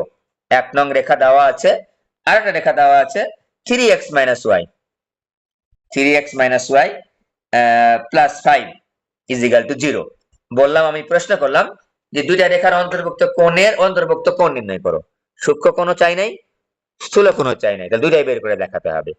সূক্ষ্মকোণ চাইলে শুধু সূক্ষ্মকোণ বের করে দেখাবো, স্থূলকোণ চাইলে শুধু স্থূলকোণ বের করে দেখাবো। কিন্তু আমরা হিসাব নিকাশ করার সময় কিভাবে করবো সেটা একটু বলে নিচ্ছি। এইটা মোস্ট ইম্পর্টেন্ট একটা প্রশ্ন এই চ্যাপ্টারের জন্য। শুধু কোণ নির্ণয় না, কোণের সাথে আরো কিছু থাকে, লেজুর থাকে, কিন্তু এই সূত্র দিয়ে বের করাটা আসলে ঠিক আছে। তাহলে কি 1 ও 2 নং রেখার 1 নং 2 নং রেখার হ্যাঁ অন্তর্ভুক্ত অন্তর্ভুক্ত কোণ নির্ণয় করো। আমি দুটাই চাচ্ছি এখানে, কোণ নির্ণয়। ওকে, তাহলে দেখো তো আমি সংক্ষেপে লিখি। 1 নং রেখার ঢাল কত? খুবই সহজ, m1 লিখলাম। দেখো তো m1 ইজিক্যাল টু কত পাচ্ছি? মাইনাস মাইনাস এক্স এর সহগ বা y এর সহগ। এক্স এর সহগ হচ্ছে 1, y এর সহগ হচ্ছে -2 ইজিক্যাল টু হচ্ছে হাফ, ইজিক্যাল টু হচ্ছে হাফ। ওকে, ইজিক্যাল টু হচ্ছে হাফ। ওকে, আমরা কিন্তু এই যখন অন্তর্ভুক্ত কোণ নির্ণয় করবো তখন কিন্তু আমরা ঢালটা এইভাবেই বের করবো। এ তো আমার ওই বেসিক দেখায় দরকার নেই, সরাসরি সরাসরি কিন্তু বের করবো। ঠিক আছে, এবার দেখো 2 নং রেখার ঢাল। 2 নং দুইটা রেখার অন্তর্ভুক্ত কোণ বের করতে হলে কি লাগবে? আমার দুইটা রেখার ঢাল লাগবে। 2 নং রেখার ঢাল m2 ইজ ইকুয়াল টু, দেখো তো x এর সহগ কত? মাইনাস চিহ্ন দিব আগে, x এর সহগ 3, y এর সহগ -1 ইজ ইকুয়াল টু হচ্ছে শুধু 3। ওকে, এখন আমরা দেখো, এখন আমরা tan থিটা সমান সমান লিখবো। tan থিটা প্লাস মাইনাস কোনটা থেকে কোনটা লিখবা? তোমার মন যেটা চাই সেটা থেকে লিখবো। আমরা একটা কাজ করব, যদি বুঝতে পারি যে এটা বড়, বড়টা থেকে ছোটটা বাদ দেবো। যে m2 বিয়োগ m1 লিখলাম, হ্যাঁ, divide by 1 plus m1 m2। আমরা বড়টা থেকে ছোটটা বাদ দিলাম। বুঝতে পারছি 3 বড় 1 বা 2 এর চাইতে, তাই আমরা লিখলাম। আমরা আগেই বলেছি যে কোনো থেকে যে কোনোটা বাদ দিতে পারি আমরা। তো আমরা হিসাব নিকাশের সুবিধার জন্য আমরা বড়টা থেকে ছোটটা বাদ দিলাম। ঠিক আছে, তো আমরা একটু মানগুলো বসাচ্ছি। tan theta is equal two plus minus, এই থিটা মানে কিন্তু অন্তর্ভুক্ত কোণ, থিটা ধরতে পারো, ফাই সাই দা আচ্ছা ধরতে পারো। m2 এর মান 3 বিয়োগ হচ্ছে হাফ, ডিভাইড বাই হচ্ছে 1 প্লাস 3 ইনটু হাফ, আর কি হাফ ইনটু 3, এটা হাফ রে বাবা। তাহলে আমরা হিসাব নিকাশ করতে পাবো হচ্ছে প্লাস মাইনাস 6 বিয়োগ 1 ডিভাইড বাই 2, নিচে হচ্ছে 2 প্লাস 3 ভাগ হচ্ছে 2, রসগোল্লা করেছে এই ইনটু, এটা ইনটু দিলাম উপরে। এবার বাঁকা করে, এই তোমরা বাঁকা করে টান দিও না জানো, এবার সোজা করে টান দিও। বাঁকা করে টান দিলে অনেক উল্টা পাল্টা হয়ে যায়, মনে হচ্ছে যে 2টা নিচে আছে, আসলে 2টা নিচে নাই, 2টা তো উপরে, হাফ ইনটু উপরে উপরে 3 আছে, কিন্তু 3টা কিন্তু নিচে নাই। তো এরকম করে বাঁকা করে আমরা টান দিয়ে অভ্যাস হয়ে গেছে, অনেক সময় দিব না আমরা বাঁকা করে টান, সোজা করে টান দিব। তা দেখতে আমাদের অনেক সময় ভুল হতে পারে। উপরে থাকে 5 এর 2, নিচেও থাকে 5 এর 2, ইজিক্যাল টু হচ্ছে প্লাস মাইনাস 1। তাই আমরা tan থিটা সমান সমান দুটা মান পেয়েছি। এখন সূক্ষ্ম কোণের জন্য লিখবো আমরা, সূক্ষ্ম কোণের জন্য এখন লিখবো, কিন্তু এখানে কিন্তু সূক্ষ্ম কোণের জন্য প্লাস ধরে করব না কিন্তু, নো। এখানে সূক্ষ্ম কোণের জন্য tan theta is equal two plus 1, বা tan theta is equal to tan কতর মান? 45 এর মান। অতএব theta is equal two 45 degree. সূক্ষ্ম কোণের জন্য আমরা পেয়ে গেলাম, 45 ডিগ্রি পেয়ে গেছি। ওকে, এইবার বের করো স্থূল কোণের জন্য, স্থূল কোণের জন্য। ঠিক আছে, স্থূল কোণের জন্য তাহলে tan থিটা ইকুয়াল টু -1 লিখবো। আগেই বলেছি tan থিটার মান নেগেটিভ। এইবার খেয়াল করো আমরা কিভাবে লিখবো। tan থিটার মান যখন নেগেটিভ হবে, কোণটা কিভাবে বের করব? এটার মান কত? -tan 45 ডিগ্রি না? তো আমরা এই মাইনাস আসলে এইভাবে লিখবো। দেখো তো tan theta equal to tan 180 থেকে বাদ দিয়ে দেবো ওই কোণটা। এই যে আমরা মাইনাস বাদ দিয়ে লিখছিলাম না, মাইনাসকে বাদ দাও, তাহলে 1 কার মান? tan 45 এর মান। তাহলে 180 থেকে বাদ দাও, প্লাস যেন দিব না, প্লাস দিবই না, দিলেই ভুল হয়ে যাবে। মাইনাস দিব আমরা, ঠিক আছে, প্লাস দিব না। অতএব theta is equal two 135 degree, ঠিক আছে। তাহলে আমরা কিন্তু বুঝতে পারলাম যে মাইনাস আসলে কিভাবে আমরা বের করব। ওই যেটার জন্য মনে করে এখানে 1 আছে তাই আমি 45 ডিগ্রি নিলাম, মাইনাস বাদ দিয়ে কিন্তু মাইনাস চিহ্ন তুলবো না আমরা, মাইনাস ক্যালকুলেটর তুলবই না, মাইনাস তুলবো না, ঠিক আছে।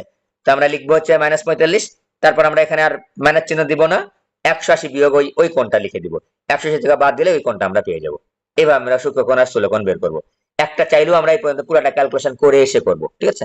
এইভাবে আমরা সূক্ষ্মকোণ এবং স্থূলকোণের সমদ্বিখণ্ডকের সমীকরণগুলা বের করব। এই চ্যাপ্টারের কোনো অঙ্ক আটকানোর কথা না, বুঝতে পেরেছ? এই চ্যাপ্টারের কোনো অঙ্ক আটকানোর কথা না। আমরা দু একটা প্রবলেম যদি দেখি একটু সিকোয়েন্স অনুসারে, তাহলে দেখো কি হয়। আমি যদি একটু দেখাই তোমাদের, এগুলো সবই পারবা। আমরা যে থিওরি গুলো আজকে স্টাডি করলাম 3.6 এর মোটামুটি, হ্যাঁ, যেগুলো পরীক্ষায় আসে আটকাবে না, মোটামুটি আটকাবে না।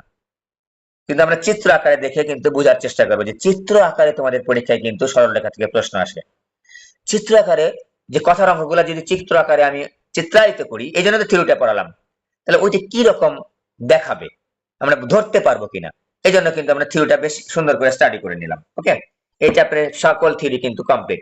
এবার আমরা দু একটা অঙ্ক প্রবলেম দু একটা সলভ করি, ঠিক আছে। 3-এর 1 নাম্বার বা 2 নাম্বার যাই বলি না কেন, 2 নাম্বারটা করি। একই এক্স অক্ষের সমান্তরাল,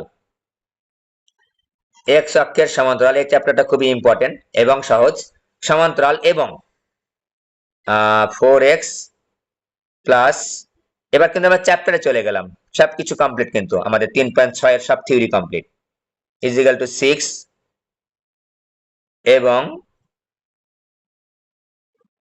x minus 2y is equal two 7, রেখা দ্বয় এটা ওডি, ওডি এত এবং দিলাম x অক্ষের সমান্তরাল এবং এত এত এত এত রেখা দ্বয়ের ছেদ বিন্দুগামী বা সমবিন্দুগামী, ছেদ বিন্দু সমবিন্দু এই কথা, ছেদ বিন্দুগামী, আমি অবলিক দিচ্ছি, সমবিন্দুগামী, সমবিন্দু মানে ছেদ বিন্দু, মানে দুইটা রেখা যে বিন্দুতে ছেদ করে সেটাকে আমরা সমবিন্দু বলি। হ্যাঁ, সমবিন্দু রেখার সমীকরণ, ছেদ বিন্দুগামী বা সমবিন্দু রেখার সমীকরণ।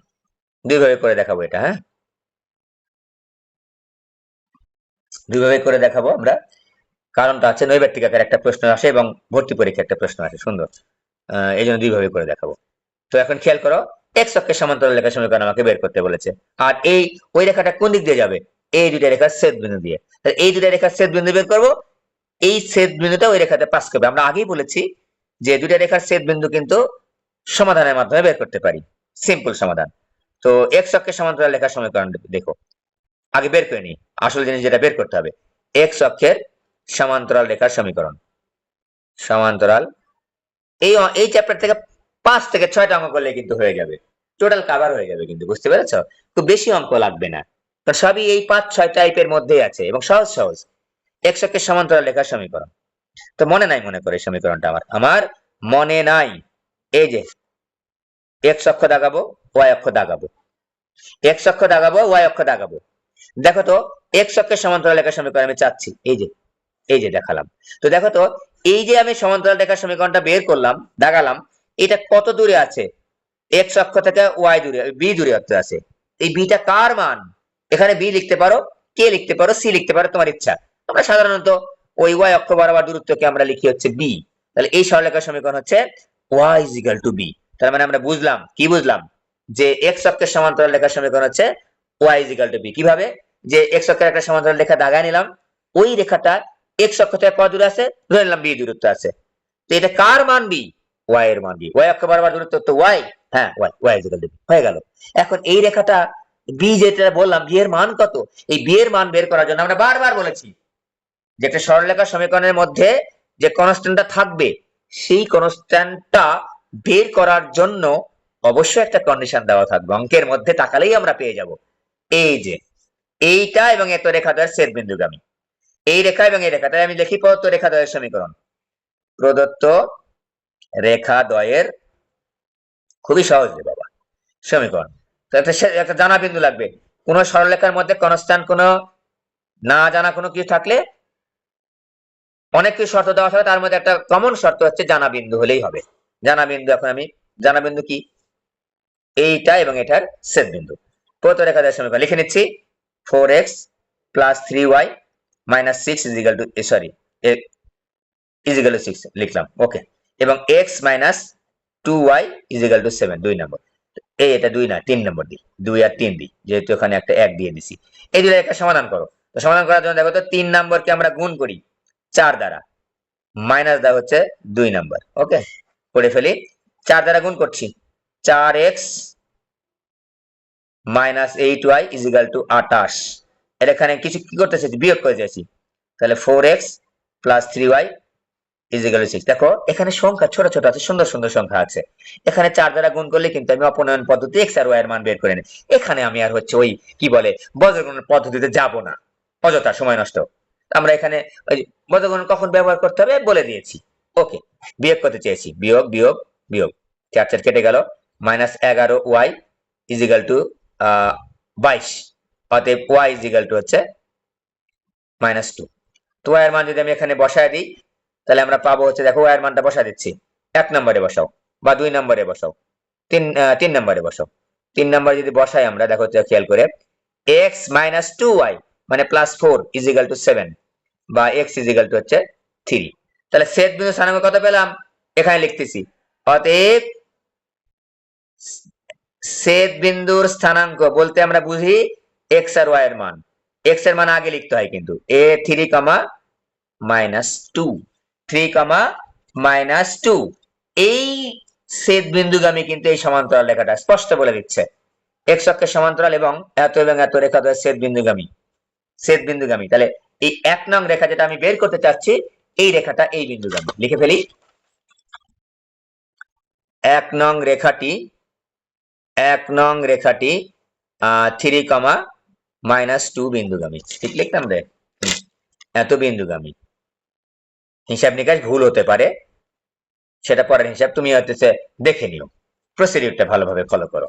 অতএব সিদ্ধ হবে, এই রেখা সিদ্ধ করো তো। তাহলে ওয়াই এর জায়গায় কি বসবে, ওয়াই স্থানাঙ্ক, ওয়াই এর জায়গায় বসবে যে এই যে -2 বসবে। তাহলে -2 ইজিক্যাল টু কি, বি। আমার টার্গেটই তো এটা ছিল যে বি এর মান বের করতে চাই। হ্যাঁ, বি এর মান পেয়ে গেছি। অতএব 1 নং রেখাতে আমি যদি বি এর মানটা বসায় দিই, তাহলে পাবো হচ্ছে ওয়াই ইজিক্যাল টু -2 বা ওয়াই প্লাস 2 ইজিক্যাল টু 0। এইটাই আমার সমীকরণ, এটাই উত্তর। হ্যাঁ, তো আমরা 3 নাম্বার করলাম। 4 নাম্বারে অন্তর্ভুক্ত সূক্ষ্মকোণ চাইছে। 4 নাম্বার তোমরা পারবা, এখন আশা রাখি অনেকগুলা পারবা, এই চ্যাপ্টারে অনেক কিছু পারবা। তোমাদের যদি একটু দেখা, একটু 1 2 3 একই, কিন্তু 1 2 3 একই, মানে 3-এর 1 2 3 দুটা 3টা জিনিসই কিন্তু আমাদের একই মোটামুটি। হ্যাঁ, এবার একটু আমরা 4 নাম্বারের দিকে যাই। 4 নাম্বার, 4-এর পরীক্ষায় অনেকবার আসছে, তো একটু খেয়াল করে দেখো যে দুটো রেখার সমীকরণ দেওয়া আছে, y minus √3x minus 5 equal to 0। এটা একটা রেখা দেওয়া আছে, এবং √3y minus x plus 6 equal to 0, এইটা একটা রেখা দেওয়া আছে। বলেছে দুটো রেখার অন্তর্ভুক্ত সূক্ষ্মকোণ বের করো। রেখা দুটির পরীক্ষায় কিন্তু অনেকবার আসে, 2 মার্কের জন্য আসে, 3 মার্ক 4 মার্কের জন্য আসে, বা অন্য কোনো অঙ্ক করার সময় এটা লাগে আমাদের। অন্তর্ভুক্ত সূক্ষ্মকোণ চাইছে, দেখো স্থূলকোণ চাই নাই, সূক্ষ্মকোণ নির্ণয় করো। তো আমরা কিভাবে করবো একটু খেয়াল করো। আমাদের প্রশ্ন হচ্ছে এত এবং এত রেখাদ্বয়ের অন্তর্ভুক্ত সূক্ষ্মকোণ নির্ণয় করো। তো আমরা প্রথমে লিখে নেব রেখা দুইটি, যে y minus √3x minus 5 equal to 0, 1 নং রেখা। যদিও এখানে নাম্বারিং করে দিয়েছি, যাই হোক 1 নম্বর আবার লিখলাম। √3y যেহেতু আমাদের উদ্দীপকে দেওয়াই আছে, প্লাস 6 ইজিক্যাল টু 0, 2 নম্বর রেখা। হ্যাঁ, ওকে। তো আমি কি করবো, প্রথমে লিখবো 1 নং রেখার ঢাল। আগেই বলেছি যে রেখার ঢাল লাগবে অন্তর্ভুক্ত কোণের অন্তর্ভুক্ত কোণ বের করতে। m1 ইজিক্যাল টু, দেখো মাইনাস নেব, x এর সহগ, দেখো x এর সহগ মনে রাখবো আমরা। এইভাবে যে আমরা মাইনাস ইন্টু x এর সহগ বা y এর সহগ দিয়ে আমরা যে বের করতে চাচ্ছি, হ্যাঁ, এইটা কিন্তু স্ট্যান্ডার্ড ফরম্যাটে নিতে হবে। স্ট্যান্ডার্ড ফরম্যাট মানে কি, সবগুলা বাম পাশে থাকতে হবে। x এর সহগ কত, -√3 ডিভাইড বাই 1, y এর সহগ ইজিক্যাল টু শুধু √3। ওকে, এবার 2 নং রেখার ঢাল m2 is equal to minus x সহগ দেখো -1 উপরে, নিচে হচ্ছে √3 সমান সমান হচ্ছে শুধু 1/√3। হ্যাঁ, শুধু 1/√3। দুইটা রেখার ঢাল পেয়ে গেছি। এখন আমরা অন্তর্ভুক্ত কোণটা বের করতে চাচ্ছি। এখন এখন tan theta equal to plus, মানে দুটাই নেব কিন্তু, আবার যেন ওই যে প্লাস ধরে করে ফেলো না, তাহলে কিন্তু হবে না, উল্টাপাল্টা হতে পারে কিন্তু। দুটাই হিসাব করবো, হিসাব করার পরে লাস্টে এসে কিন্তু আমি প্লাস আর মাইনাস নিব। কোনটা বড় রে? এই প্রথমটাই বড়, তাহলে m1 টাই লিখি। m1 বিয়োগ m2 divide by 1 plus m1 m2। tan theta equal to plus minus m1 এর মান √3 বিয়োগ 1/√3, আর এখানে 1 প্লাস √3 ইন্টু 1/√3। তো আমরা পেলাম হচ্ছে tan theta equal to plus minus, এখানে যদি একটু লসাগু করি তাহলে √3 এর উপর স্কয়ার 3 বিয়োগ হচ্ছে 1/√3, আর নিচে হবে আমাদের √3 প্লাস 1, √3 থেকে কেটে গেল 2 হবে, ঠিক আছে। তো tan theta equal to plus minus 3 থেকে 2 বাদ দিলে 2 থাকে, 2/√3 গুণ হচ্ছে 1/2, 2 কেটে গেল। tan থিটা ইজিক্যাল টু পেলাম আমরা প্লাস মাইনাস 1/√3। এইবার লিখবো সূক্ষ্ম কোণের জন্য, স্থূলকোণ চাইলে স্থূলকোণের জন্য এইবার লিখবো কিন্তু, ঠিক আছে। এখন লেখো সূক্ষ্ম কোণের জন্য লাস্ট লাইন এসে সব হিসাব নিকাশ করা আমার কমপ্লিট। আগেই কিন্তু এখানে প্লাস নিয়ে করবো, তাহলে কিন্তু অঙ্ক হবে না। সূক্ষ্ম কোণের জন্য লিখবো আমরা tan theta equal to plus 1/√3 equal to tan 60 degree, বা থিটা ইজিক্যাল টু কিন্তু 60 ডিগ্রি। এই আমাদের অঙ্ক কমপ্লিট হয়ে গেল সূক্ষ্ম কোণের জন্য, ঠিক আছে। তাহলে 3 এবং 4 কমপ্লিট, যা কিছু চাইবে আমরা এই 3 এবং 4 টোটাল কমপ্লিট। আমাদের এখানে বেশি অঙ্ক করতে হয় না, ঠিক আছে। ও আচ্ছা, ওটা তো দুইটা নিয়মে করাতে চাইছিলাম রে বাবা, এটা আগেরটা ভুলে গেছি। আচ্ছা, আরেকদিন করাবো নি। এটা হচ্ছে আমরা ছেদ বিন্দু বের করে করলাম, ছেদ বিন্দু না বের করে করলেও হইতো। হ্যাঁ, ছেদ বিন্দু না বের করলে চলবে। দেখো আমরা 5-এর 1 নাম্বার করব, এইটা করে শেষ করে দিব। অনেকগুলা বড় ক্লাস হয়ে গেছে, ঠিক আছে। নেক্সট ক্লাসে আমরা বাকিগুলা করব। বাকিগুলা করতে বেশি সময় লাগবে না, কয়েকটা অঙ্ক করলেই হবে, 5টা অঙ্ক করলেই কমপ্লিট হয়ে যাবে চ্যাপ্টার, ঠিক আছে। এটা 5টা অঙ্ক করে আমরা পরের চ্যাপ্টারের গুলা ধরবো। ওকে, খেয়াল করো, প্রশ্ন আছে পাশে, কে এর মান কত হলে নৈর্ব্যক্তিক এবং ভর্তিক পরীক্ষা এটা আসে, অথবা হচ্ছে 2 মার্কের জন্য আসে। ক নাম্বারে 5x plus 4y minus 6 equal to 0 এবং 2x plus ky plus 9 equal to 0 রেখা দুটি সমান্তরাল হবে। ভেরি সিম্পল, এটা কোনো অঙ্কের মধ্যেই পড়ে না, তাই না। সমান্তরাল হবে। তুমি যদি নৈর্ব্যক্তিক আকারে কে এর মান কত হলে, তাহলে প্রথম রেখার ঢাল বের করবে, দ্বিতীয় রেখার ঢাল বের করবে, ঢাল দ্বয় সমান বের করবো আমরা, তাহলে কে এর মানটা পেয়ে যাবো। দেখো একবার লিখি, 1 নং রেখার ঢাল m1 ইজিক্যাল টু, দেখো একবারে করছি, মাইনাস x এর সহগ কত 5, y এর সহগ কত 4। 2 নং রেখার ঢাল m2 is equal to minus x এর সহগ কত এখানে 2, y এর সহগ কত k। এখন অত কথা লিখবো না, শর্ত মতে লিখবা। শর্ত মতে কি, যেহেতু 1 এবং 2 নং রেখা সমান্তরাল, অতএব m1 ইজিক্যাল টু m2। এতগুলা কথা না লিখে সরাসরি লিখবা শর্ত মতে m1 ইজিক্যাল টু m2, যেহেতু সমান্তরাল বলেছে। যদি একই প্রশ্ন যদি বলতো পরস্পর লম্ব হবে, তাহলে m1 আর m2 গুণ করে দিতাম, দিয়ে -1 বসাতাম, ওখান থেকে k এর মানটা বের করতাম। খুবই ইম্পর্টেন্ট এটা নৈর্ব্যক্তিক কিন্তু। ওকে, এবার দেখো m1 এর জায়গায় বসাবো -5/4 ইজিক্যাল টু -2/k। হিসাব নিকাশ করলে পাচ্ছি আমরা k ইজিক্যাল টু 8/5। উত্তর কমপ্লিট, ঠিক আছে। যদি লম্ব বলতো তাহলে আমি এখানে m1 আর m2 গুণ করে -1 বসিয়ে, ঠিক আছে, আমরা হচ্ছে k এর মানটা বের করতাম। তাহলে 5 নাম্বার কিন্তু কমপ্লিট হয়ে গেল, ঠিক আছে। 6 নাম্বারও পারবা, করাইছি অলরেডি। 7 নাম্বারও পারবা অলরেডি। 7 পর্যন্ত তোমরা করে ফেলো বাসায়। আজকের ক্লাসে এই পর্যন্ত থাকবে, 7 পর্যন্ত আশা রাখছি।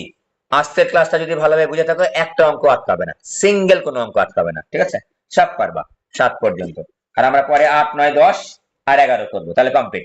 8, 9, 10, 11 4টা অঙ্ক করবো নেক্সট ক্লাসে, তাহলে আমার এই চ্যাপ্টার কমপ্লিট হয়ে শেষের চ্যাপ্টার চলে যাবো আমরা। হ্যাঁ, সরল লেখা একেবারে সহজ চ্যাপ্টার। ওকে, আজকে এই পর্যন্তই থাক, বাই।